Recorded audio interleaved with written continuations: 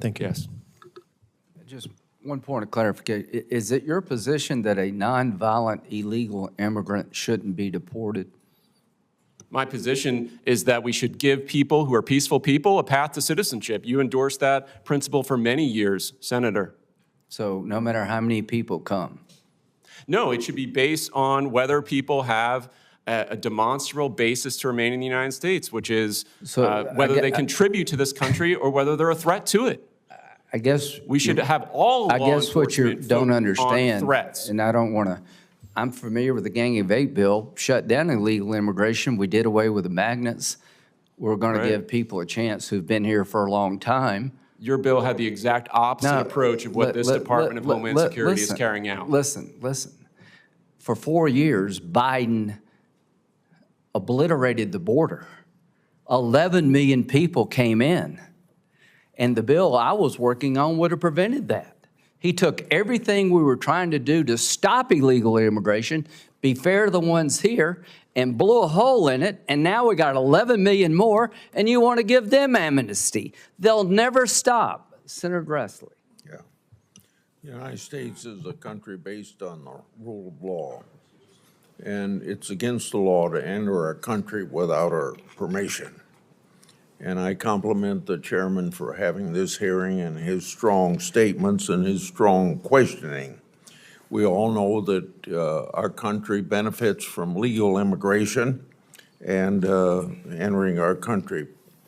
This is a budget committee, and my questions will basically be based upon budget impact and cost to our government.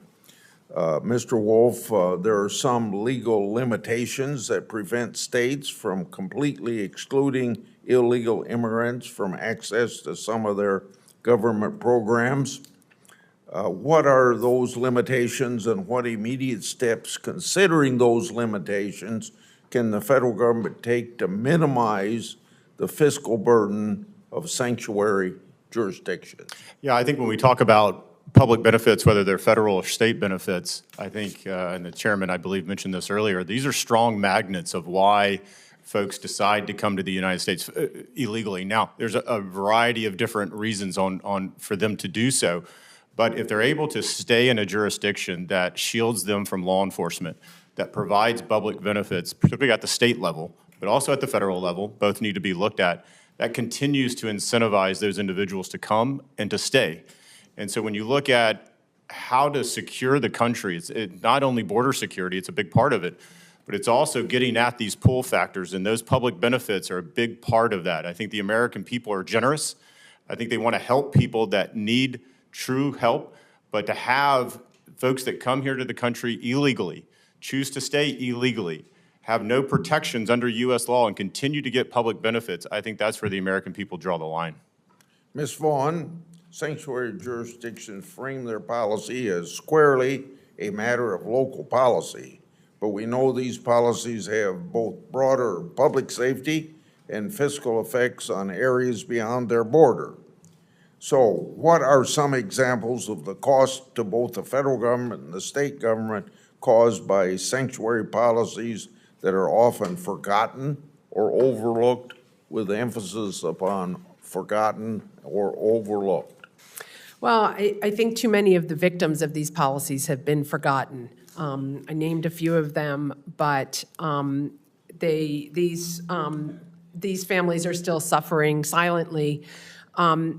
Another forgotten cost is the cost of providing benefits, taxpayer-funded social services to illegal alien households.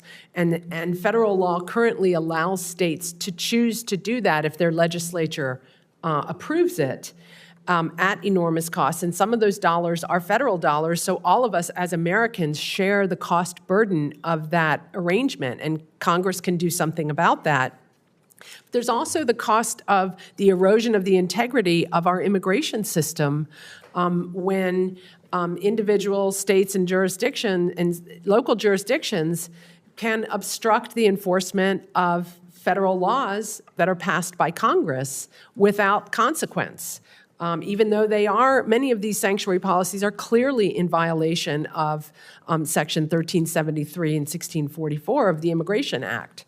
And so, it's a slap in the face to legal immigrants to allow these policies that shield individuals from immigration enforcement, most of whom are criminal aliens. Immigrants don't want to live with these policies either. Something like 70% of the American public is opposed to sanctuary policies for all of these reasons. Mr. Wolf, if you can answer this question, it's in regard to the 11 million people that came here under Biden and Harris. Over that period of time, did illegal immigrants seek out sanctuary jurisdictions for safe harbor? And is there any evidence to back up your statement? Well, I think if you look historically at where illegal aliens reside, now they reside all across the United States, but if you were to do a heat map, you would see them, the majority of them, in places like New York City, Chicago, Los Angeles, and others that have these sanctuary jurisdictions. So yes, I do believe over time that illegal aliens do tend to go to these types of jurisdictions. I got 6 seconds left. Sheriff Chapman, what are some examples of state and local cost increases those jurisdictions incur?